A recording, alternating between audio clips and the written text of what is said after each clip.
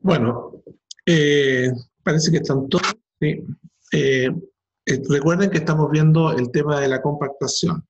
Veamos la carga animal. Eh, Altas cargas animales en suelo con abundante humedad reducen siempre la población de plantas y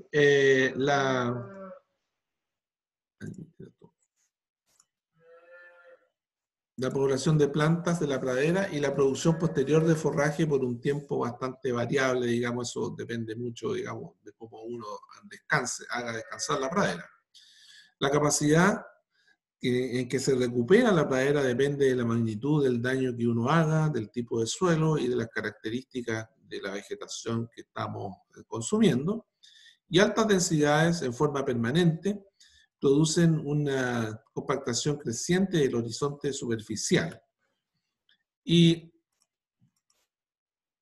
el suelo tiene que ver mucho con lo que estamos conversando, el tipo, las características del suelo.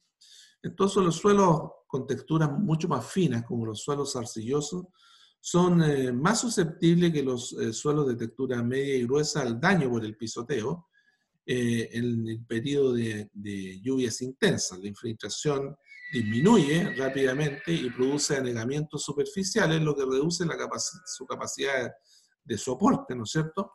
Y el contenido de materia orgánica obviamente mejora las propiedades físicas del suelo y genera una mayor estabilidad en los agregados, aumentando la resistencia a la compactación, pero no eliminándola. Porque obviamente que si un suelo trumado tiene 22% de materia orgánica, o sea, un andisol con 22% tiene mayor resistencia, pero no se elimina. Igual existe compactación. Ahora, las características del pastizal. Las praderas densas, con sistemas radicales vigorosos, pueden absorber más energía del pastoreo y amortiguar en parte la presión ejercida sobre el suelo, y las praderas nuevas, indudablemente que son mucho más expuestas al daño. Y eso es lo que yo les hablaba de la densidad.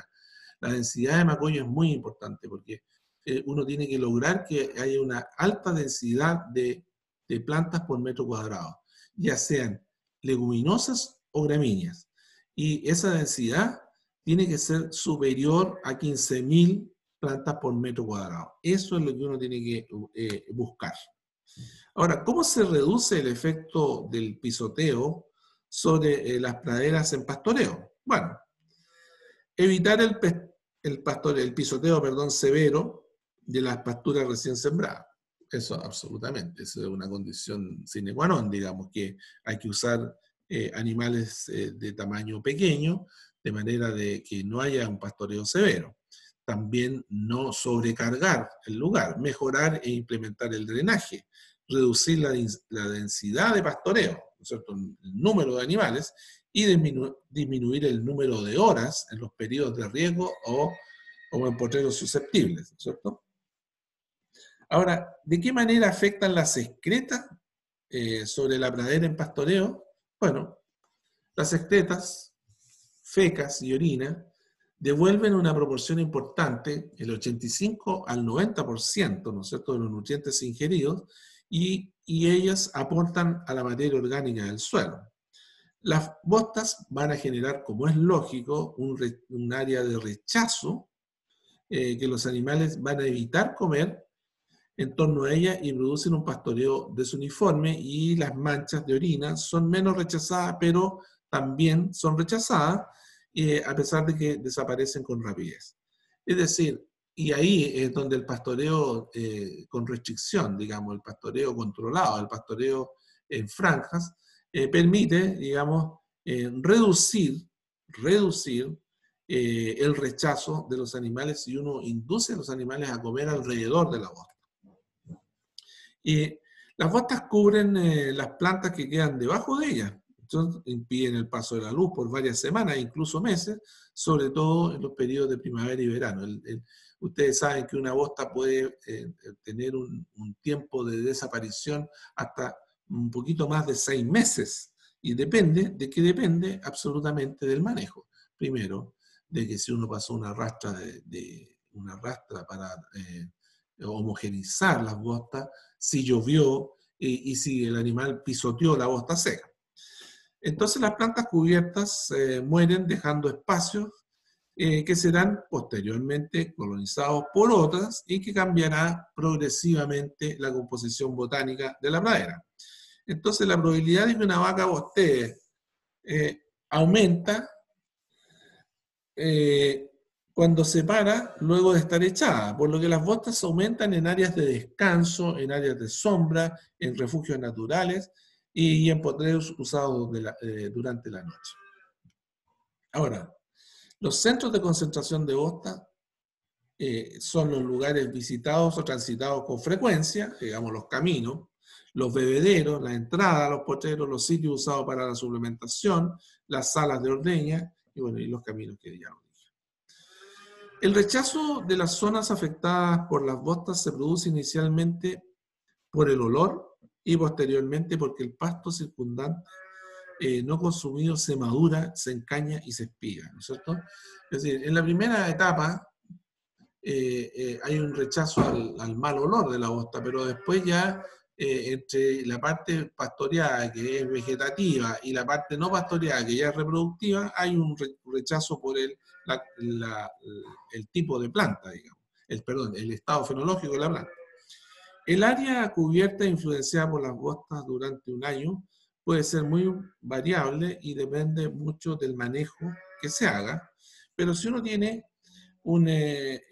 100 vacas y las defecaciones diarias son 10 y el área por bosta es 0,07 y el porcentaje bosteado en el potrero es un 80% y los días pastoreados al año son 8, uno puede calcular de que un 30% ha tenido un área de influencia de un 32% la bosta. Bueno, producción y reciclaje de orina. Una vaca en pastoreo orina 10 veces al día, siendo bastante más regular que el número de defecaciones, ¿cierto? Ya dijimos que el número de defecaciones es 12, en este caso son 10. En promedio, el volumen de orina eliminado por vez es cercano a 2 litros por vaca y esparcido sobre un área mayor que la feca, es decir, 0,3 a 0,4 metros cuadrados. Como existe cierto grado de difusión lateral, el área influenciada por la orina puede aumentar al doble del área cubierta por el evento. Bien, reciclaje y pérdida de nutrientes. Y esto indudablemente está relacionado con los purines. El animal utiliza y retiene solo una pequeña proporción de los nutrientes ingeridos para sus procesos metabólicos y productivos. En el caso de las vacas, entre el 70 y el 80% del nitrógeno, el 60 al 80% del fósforo y el 80 al 90% del potasio ingerido es excretado en las fecas y en la orina.